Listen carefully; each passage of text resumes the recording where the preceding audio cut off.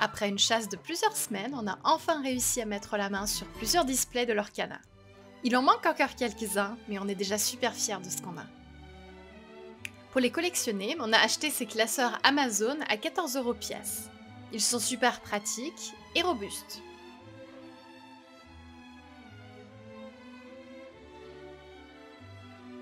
Mais voilà le problème, ils sont noirs, tristes et sans âme. On a donc cherché et on a trouvé une version marquée sur eBay à 60 € les 2 pièces. C'est super joli, alors ça peut vous paraître cher, mais vu le travail que c'est, je peux vous dire que c'est un prix tout à fait acceptable. Sauf que, quand on a une cricket, on n'achète pas, on fait.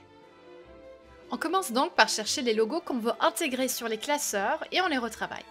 Ici, mon mari Min les a mis dans Photoshop, puis les a retravaillés sur Illustrator. Alors, ceci n'est pas un tutoriel des outils de la suite Adobe. D'une part parce que c'est pas le thème de la chaîne, et deux parce que je comprends absolument rien.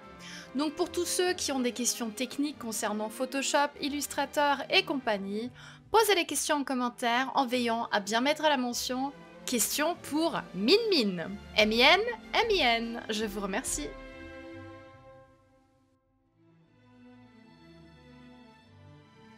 Min termine donc sa maquette et il m'envoie les motifs que j'importe dans Design Space. Ensuite, je redessine les deux parties du classeur pour positionner ensuite les logos aux bonnes dimensions.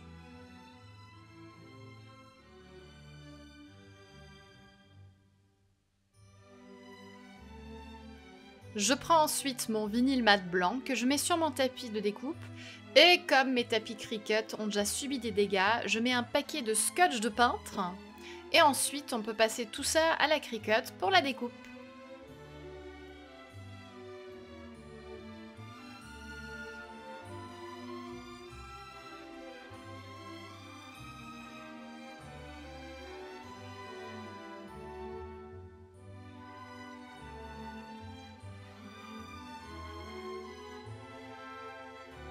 Alors, à l'œil nu, on voit jamais vraiment les découpes.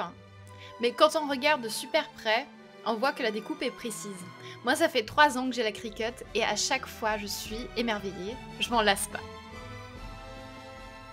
Regardez. C'est beau. Maintenant, on coupe les 4 parties pour pouvoir facilement les huider. Et moi, le weeding, je le fais avec cet ustensile qui s'appelle un hairpen. En fait, c'est une aiguille super fine et elle aide à sortir les vinyles super minuscules. C'est génial. Regardez.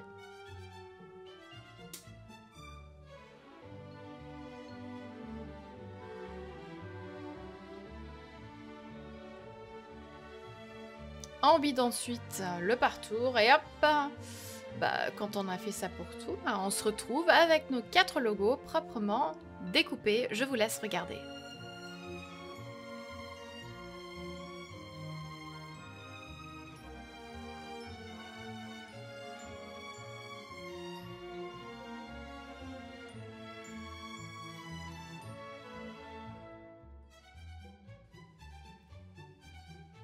Maintenant, on va découper les feuilles de transfert aux dimensions du logo pour pouvoir ensuite déposer le vinyle par-dessus.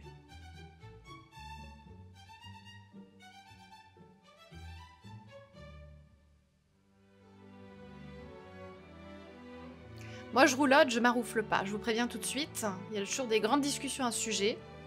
Et voilà. Le premier est fait, il faut faire ça avec tous les autres. Donc, je vous conseille d'essuyer les poussières sur le classeur. Ça permettra au vinyle de mieux adhérer. Et ensuite, on essaye de trouver le centre du classeur pour positionner le vinyle au bon endroit. On positionne au milieu et on roulotte. Oui, je roulotte, je maroufle pas. Je le redis encore une fois. On fait pareil avec les 3 autres parties. Pour les petits Disney et la petite partie qui dit Trading Card Game, c'est un peu plus chaud, faut être un peu plus lent. Et à la fin, on se retrouve avec 2 classeurs personnalisés et faits avec amour. Si vous avez apprécié la vidéo, s'il vous plaît, abonnez-vous, likez. Si vous avez des questions techniques, adressez-les à Min en commentaire.